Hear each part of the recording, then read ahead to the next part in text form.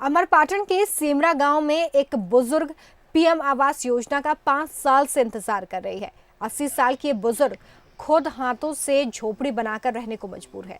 बारिश के मौसम में इस घर में पानी भर जाता है। इसी घर में बुजुर्ग महिला के साथ उसका बेटा भी है, जो सालों से यहाँ पर दिन गुजार रहे हैं। उन्हें उम्मीद है कि अभी भी शायद उन तक ये योजना का लाभ पहुंच जाए, लेकिन कई सालों से उनकी इस उम्मीद पर पानी फिरता नजर आ रहा है। पीएम आवास योजना का लाभ अब तक नहीं मिल पाया है। आरोप यह है कि सरपंच और सचिव रुपए मांगते हैं। सतना कलेक्टर तक ये बात भी पहुंची थी। भरोसा ये दिया गया कि आवास बन जाएगा, लेकिन स्थिति जिसकी तस बनी हुई है।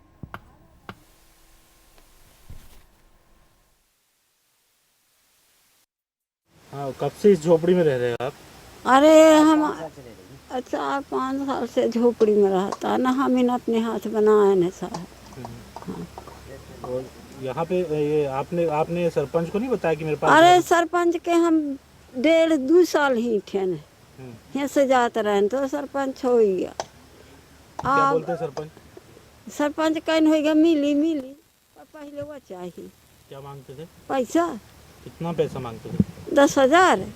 10,000 देंगे तब आवास मिलेगा, ये बोलते? हाँ, 80 के डरिया बैठक में गानते साहब, तब कहे हम कहना बनी ना हमार कहीं सेंत में बना था। सर यहाँ तो हमको बहुत बड़ी दिक्कत आ रही है ना। आवाज़ तो नहीं आया साला, आज 20 साल हो गया। तो 20 साल से कि कोई हमें कोई स्कीमें नहीं दे रहे सरपंच न सेक्रेटरी। कोई भी स्कीम आती है तो यहाँ बोलते हैं कि गरीबों के लिए थोड़ी है, पैसे वालों के लिए। तुम्हारे पास पैसा है तो बोलो दो 20,000 अभी तुम्हारा आवास आ रहा है। अभी तुमको हम राशन कार्ड बना के दे रहे हैं। अब सर हमारे पास जो 20,000 रुपया होता तो हम सरपंच के पास जाएं।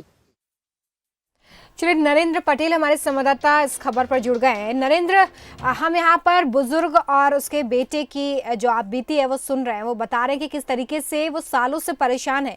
आखिरकार इस पूरे मामले में संज्ञान क्यों नहीं लिया जा रहा है और अब तक क्यों आवास नहीं मिल पा रहा है इन लोगों को? जी रोमिता, बताना चाहूंगा ये पूरी लापरवाही सरपंच और सचिव की है, जो कि इनके बाद कई बार आवेदन किया गया, कई बार डॉक्यूमेंट्स जमा किए गए, लेकिन पिछले 3 से 4 साल हो चुके हैं इनके द्वारा झोपड़ी खुद बनाई गई है। बाप माँ और बेटे दोनों अलग अलग झोपड़ी बनाकर वहां पर रहते हैं और बरसात में यही झोपड़ी से पानी भी टपकता है।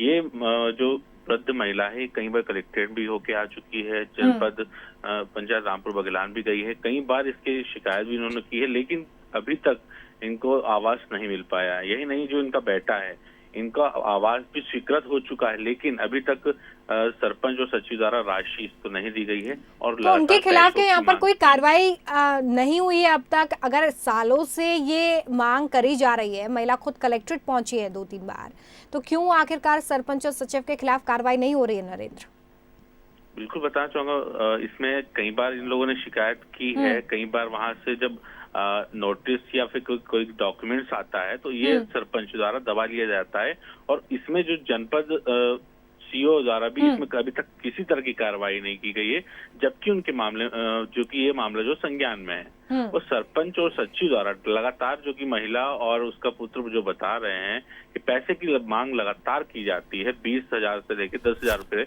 हर बार मांगे जाते हैं, तब जाके उनको आवास बनाने के बोला जाता है। तो ये पूरी लापरवाही सरपंच और सचिव के द्वारा ही की जा रही है। कलेक्टर की तरफ से कोई आश्वासन मिला है पूरे मामले में?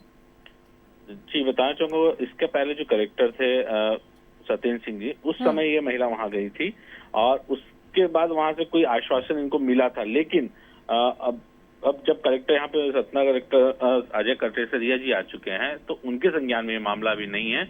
अब खबरों के माध्यम से उनको जानकारी लगेगी, तभी इनके ऊपर कार्रवाई होने की आशंका जताई जा रही है। चलिए, हम उम्मीद करते हैं कि आशाने की आस में जो महिला कई बार कलेक्टर के चक्कर लगा चुकी है, कई बार गुहार लगा चुकी है, इस खबर के माध्यम से जिम्मेदारों के कानों तक आवाज पहुंचे।